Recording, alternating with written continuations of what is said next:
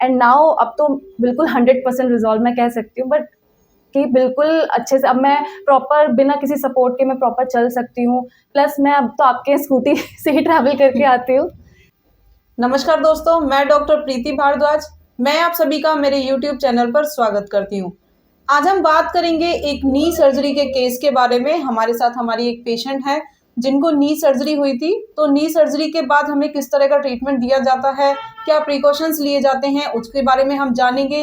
इनको ये प्रॉब्लम कैसे आई, किस तरह से सर्जरी के बाद इनका ट्रीटमेंट हुआ है with pain, and after this session उनका अब लाइफस्टाइल कैसा है, क्या उसमें चेंजेस आए हैं। तो अब इनकी पेन फ्री लाइफ के बारे में, थोड़ा जर्नी के बारे में हम डिस्कस करेंगे, जानेंगे, जिससे कि आप लोगों को अगर इस तरह की प्रॉब्लम है या जिनका भी सर्जरी हुआ है उसके बाद किस तरीके से यहाँ ट्रीटमेंट होता है क्लिनिक में, आप लोगों को थोड़ा आइडिया हो और आपके लिए थोड़ा इजी हो जाए। तो ट्रीटमेंट चार्जेस के बारे में और इनकी जो जर्नी रही है हमारे साथ उसके बारे में हम पूरा डिस्कस करेंगे।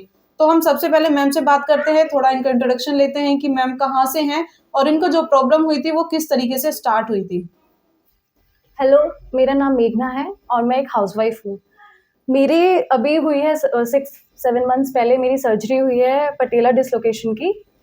और मेरा ये स्टार्ट हुआ था लाइक जुलाई में हम अपनी फैमिली के साथ हम वैष्णो देवी घूमने गए थे। एंड वहाँ पे जब भवन के पास हम पहुँचे थे, आई गेस मैं अपनी बेटी, मेरी डॉटर है 6 इयर्स की, तो मैं उसको वॉशरूम कराने लेके गई थी। एंड जब मैं वहाँ से वापस आई तो वहाँ पे इतना स्लिपरी था कि मैं टोटली मतलब फिसल गई थी। मेरा बहुत ज़्यादा मैं स्लिप हुई थी, तो जिसकी वजह से मेरा पटेला डिसलोकेशन हुआ था। लाइक उस टाइम पे तो रीलोकेट तो हो गया था, बट मैंने अपनी पूरी जो यात्रा है मैंने पूरा उस पेन के साथ ही किया। हम वापस आए, होटल में आए, देन उस दिन हमारी वापस आने की ट्रेन थी, हमने ट्रैवल किया, मैं घर पहुंची। तब तक थोड़ा सा नॉर्मलाइज लग रहा था, लाइक ठीक है। बट आई गेस इवनिंग के टाइम पे मैं जैसे सो के हम उठे तो मैं अपना पैर जो है मैं ज़्यादा मतलब मूव नहीं कर पा रही थी। आई गेस मैं बिल्कुल स्ट्रेट ही नहीं कर पा रही थी, मेरे को बहुत पेन हो रहा था। तो मेरे हस्बैंड मेरे को लेके गए नियर बाय डॉक्टर के पास। एंड वहाँ पे उन्होंने जब देखा तो उस समय तो स्वेलिंग काफ़ी थी, तो उन्होंने एमआरआई रिकमेंड तो नहीं किया, बट उन्होंने कुछ टैबलेट्स दी मुझे कि वन वीक तक, जब तक स्वेलिंग ख़त्म नहीं होती तब तक आपको एमआरआई नहीं कराना। फिर 1 वीक के बाद थोड़ा सा स्वेलिंग ठीक हुई, देन मैंने एमआरआई कराया। तो वहाँ पे एमआरआई कराने पे ये दिखा कि मेरा जो लिगामेंट्स हैं वो टोटल रप्चर हो चुके थे। एंड डॉक्टर ने मुझे सर्जरी के लिए रिकमेंड किया। लाइक पहले तो नहीं था उनका कि हम सर्जरी कराएं, क्योंकि सर्जरी ऐसी चीज़ है जो हर इंसान नहीं एकदम करा पाता है। तो बहुत सोचने के बाद हम नियर बाय डॉक्टर के पास गए। तो वहाँ पे फिर मैंने सर्जरी कराई। सर्जरी कराने के बाद मुझे उन्होंने 4 वीक्स तक रेस्ट के लिए बोला, जिसमें मैं बिल्कुल मूव नहीं कर सकती थी, अपना पैर नहीं ला सकती थी। एंड वो टाइम मेरा बहुत ज़्यादा डिफ़िकल्ट टाइम था, जिसमें सब कुछ मैं सिर्फ लेटे-लेटे, मैं मूव भी नहीं कर सकती थी। मुझे वॉशरूम जाने के लिए भी बहुत दिक्कत फेस करनी पड़ी थी। फिर वो टाइम थोड़ा-सा निकला, 2 वीक्स बाद जब मेरे स्टिचेस कटे, तो फिर डॉक्टर ने मुझे कहा कि आपको फिज़ियोथेरेपी के थ्रू ही आप ये ठीक हो पाएगा, क्योंकि मैं अपना नीज़ को मोड़ भी नहीं पा रही थी। लाइक 1 डिग्री तक भी नहीं मोड़ पा रही थी, इतना था। तो मैम का ये पेटेला डिसलोकेट हुआ था, थोड़ा सा आपको इसके बारे में बताते हैं। ये है पेटेला, आपका नी जॉइंट पर होता है, ठीक है। ये मैम का डिसलोकेट हो गया था और यहाँ के जो लिगामेंट इसको होल्ड करके रखते हैं वो कंप्लीटली टियर हो चुके थे। कंप्लीट टियर में आपका सर्जरी होता है, उसमें ऑप्शन नहीं होता कि आप सेकंड कोई ट्रीटमेंट लेके इसको ठीक कर सकते हो। बाकी ग्रेड 1 एंड 2 का अगर टियर होता है तो उसमें फिजियोथेरेपी से वो कवर हो जाता है। तो मैम का ये पटेला रीलोकेट करके उन्होंने दोबारा से फिक्सेशन किया, देन इनके स्टिचेस खुले थे आफ्टर 2 वीक्स। देन मैम फिर हमारे पास आए। तो मैम आपको हमारे क्लिनिक के बारे में कैसे पता चला? मैंने मतलब मेरे हस्बैंड ने गूगल रिव्यू देखा था, वहाँ पे सर्च किया तो नियर बाय, क्योंकि मुझे अपने नियर बाय ही जाना था, हम इतना दूर ट्रैवल कर नहीं सकते थे। तो तभी मुझे आपके क्लिनिक के बारे में पता लगा। देन मेरे हस्बैंड ने आपको रीच किया था, आपको कॉल किया था। तो जब वहाँ पे रिव्यूज़ देखे तो हमको लगा कि जी क्यों ना यहाँ पे ट्राई करें।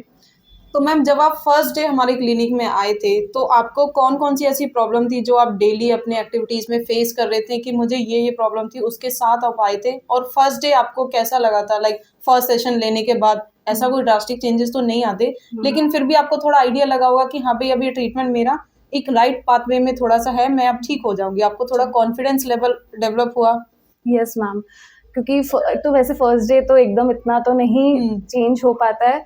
एंड फर्स्टली मुझे तो मेरा ये था कि मैं चल भी नहीं पाती थी। मुझे वॉकर के थ्रू जो था उसको स्टिक से पकड़ के मेरे को चलना होता था। मैं स्टेप बाय स्टेप भी स्टेयर्स पे नहीं चल सकती थी, मुझे प्रॉपर एक सपोर्ट की ज़रूरत होती थी। तो फर्स्ट जब कुछ दिनों में मैंने कराया, तो मुझे ऐसा लगा कि राइट कि शायद मेरा जो है ये पाथ बिल्कुल सही है और मुझे इससे इम्प्रूवमेंट ज़रूर मिलेगी। तो मैम फर्स्ट डे जब आए थे, अभी भी याद है, वो पूरा वॉकर के साथ आए थे क्योंकि चल नहीं पा रहे थे, मूवमेंट बिल्कुल खत्म थी। नी फ्लेक्स करना तो बड़ा ही डिफिकल्ट था, बिल्कुल स्टिफ हो रखा था उनका जॉइंट, प्लस में स्वेलिंग भी थी।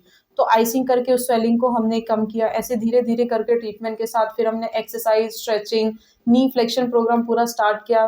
तो डे बाय डे इंप्रूवमेंट थोड़ा थोड़ा सा मिला। फिर देखा नी अब फ्लेक्स होना स्टार्ट हो गया 10 डिग्री, लाइक 30, फिर हमारा ऐसे प्रोग्रेशन चलता रहा। तो मैम कितने दिन बाद आपको लगा कि थोड़ा मेरा वॉकर मैंने छोड़ दिया है, अब मैं आराम से अपना नी ब्रेसेस पहन के, नी सपोर्ट पहन के मैं चल सकती हूँ? कितने दिन बाद आपको थोड़ा-सा ईज़ी हो गया आपके लिए मूवमेंट? मेरे लिए मैम स्टार्टिंग पीरियड तो नहीं था, बिकॉज़ स्टिचेस के बाद तो डॉक्टर ने मुझे वैसे भी जो नी कैप था, ब्रेसेस जो मैंने पहने थे वो सब रिमूव करने के लिए उन्होंने बोल दिया था। उन्होंने कहा कि आप उसके बिना सपोर्ट के चलिए। बट ये था कि थोड़ा-सा एक मन में डर था, तो मैं पहनती थी उसको। लेकिन मुझे 1-2 वीक्स बाद थोड़ा-थोड़ा सा इम्प्रूवमेंट हल्का-हल्का दिखने को मिला था, बट जैसे प्रॉपर तो नहीं मोड़ पाती थी, बट जैसे जो मेरा 2-3 वीक्स पहले जो था, उससे थोड़ा-थोड़ा मुझे इम्प्रूवमेंट देखने को मिला था। तो मैम का हमेशा यही क्वेश्चन रहता था स्टार्टिंग से, मैम क्या ये नी मेरा बेंड हो पाएगा, नॉर्मल हो पाएगा? लेकिन ऐसा नहीं होता है, वो विद इन एक्सरसाइज और टाइम पीरियड के साथ सारी चीज़ें ठीक होती हैं। फिजियोथेरेपी स्टार्टिंग में कंटिन्यू होता है, उसके बाद मैम फिर हमने अल्टरनेट करके स्टार्ट कर दिया। राइट। मैम को हम 2 डेज़ का गैप करके स्टार्ट कर दिया कि आप अब 2 दिन बाद आइए, फिर हफ्ते में 1 बार आइए। फिर हमने इनको एक्सरसाइज, स्ट्रेचिंग वगैरह और भी ज़्यादा बता दी कि आप अब होम प्रोग्राम ये स्टार्ट कर दीजिए घर पे, साइकिल, स्टैटिक साइकिल जो होती है, वो स्टार्ट करा दिया। इनको और भी ज़्यादा स्ट्रेचिंग बता दी। तो मैम कितने टाइम बाद आपका नी कंप्लीट बेंड हो पाया? मेरे को 3-4 मंथ्स आराम से लगे थे प्रॉपर कंप्लीटली। आई गेस मेरा अगस्त से स्टार्ट हुआ था एंड दिसंबर मिड तक आते-आते मेरा ऑलमोस्ट 80% मेरा रिज़ॉल्व हो गया। एंड नाउ अब तो बिल्कुल 100% रिज़ॉल्व मैं कह सकती हूँ, बट कि बिल्कुल अच्छे से अब मैं प्रॉपर बिना किसी सपोर्ट के मैं प्रॉपर चल सकती हूँ। प्लस मैं अब तो आपके स्कूटी से ही ट्रैवल करके आती हूँ। तो अब काफ़ी मतलब प्रॉपर मेरा ट्रीटमेंट बहुत अच्छे से हुआ and I am very thankful to ma'am. Thank you so much. तो इस तरीके से हमने ट्रीटमेंट किया मैम का, फिर नी फ्लेक्शन पूरा अब इनका हो चुका है। उनका वो कॉन्फिडेंस लेवल भी थोड़ा डेवलप हो पाया कि हाँ, मैं स्कूटी दोबारा से चला सकती हूँ, वरना फिर उनको वो भी डर था कि कहीं ऐसा ना हो मेरे नी में फिर से कोई दिक्कत आ जाए, लेकिन ऐसा कुछ नहीं हुआ। अगर आप एक्सरसाइज करते हो, मसल स्ट्रेंथनिंग है, तो फिर सब कुछ ठीक हो जाता है। लेकिन इन सब चीज़ों में थोड़ा टाइम लगता है। आफ्टर सर्जरी हमेशा 6 मंथ का प्रोग्राम होता है आपका रिकवरी का। उससे पहले भी हो सकता है, उससे ज़्यादा भी टाइम लग सकता है। हम ट्राई करते हैं कि जितना जल्दी पेशेंट रिकवर हो जाए उतना ज़्यादा अच्छा है। तो मैम का भी नी एकदम ठीक है, वो शी इज़ फाइन टोटली। तो मैम हमारे पास आए हैं, उसके लिए थैंक यू सो मच। उनका वो ट्रस्ट है हमारे ऊपर। तो मैम आप हमारी क्लिनिक के बारे में क्या बोलना चाहते हो कि कैसा लगा आपको ट्रीटमेंट, यहाँ का एनवायरनमेंट एंड चार्जेस वगैरह, उसके बारे में आप कुछ बता सकते हो? यस, बिल्कुल। यहाँ का मुझे एनवायरनमेंट बहुत अच्छा लगा, बहुत ही फ्रेंडली और मुझे वैसे भी मतलब मैम का जो बिहेवियर था मुझे बहुत अच्छा लगा। उन्होंने बहुत अच्छे से ट्रीटमेंट किया विदाउट एनी मतलब विदाउट पेशेंस लूज़। मतलब मैं बहुत क्वेश्चन्स करती थी मैम से कि मैम ऐसा नहीं होगा, ऐसा कैसे, मतलब लेकिन मुझे बहुत अच्छा लगा और मैं आई गेस मैं तो सबको रिकमेंड करूँगी कि आप जिसको भी ट्रीटमेंट कराना है वो ज़रूर यहाँ पे आए। एंड चार्जेस मुझे मतलब बाकी बहुत जगह मैंने देखा था उसमें बहुत हाई चार्जेस थे, तो मुझे बहुत ही रीज़नेबल चार्ज लगे आपके।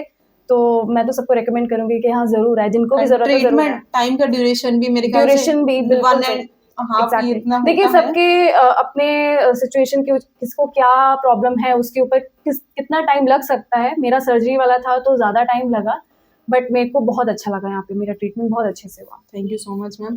तो हमारा क्लिनिक सेक्टर 95 गुड़गांव में है, प्रो हेल्थ फिजियोथेरेपी क्लिनिक के नाम से है। आप गूगल पर भी इसे सर्च कर सकते हो।